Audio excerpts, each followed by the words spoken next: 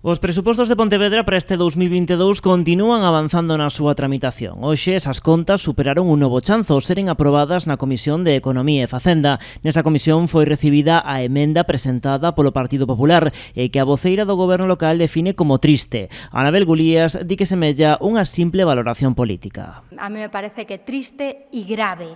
É grave que a emenda que presentan sexa destas características. É grave que a emenda sexa unha simple valoración política do goberno municipal e que non faga ningunha, cero propostas. Pero os populares insisten, din que non son uns bons orzamentos para Pontevedra e que están afastados da realidade. Entendemos que los presupuestos son malos, están alejados de la realidad de los pontevedreses porque tenemos un alcalde alejado de la realidad, son improvisados en gran parte, no cumplen muchos requisitos básicos, van a tener una bajísima inversión en nuestra ciudad.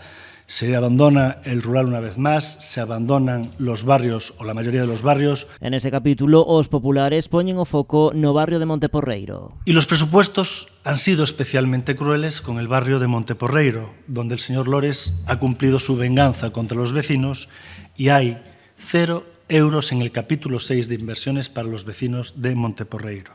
Es una pena que el señor Lores se guíe por el rencor en vez de intentar mejorar un barrio que lleva durante años, los años de su alcaldía, completamente abandonado. As contas de Pontevedra para 2022 superan os 85,9 millóns de euros, o que supón un incremento de 5 millóns con respecto ao 2021. Serán aprobadas de xeito definitivo en pleno este vindeiro venres.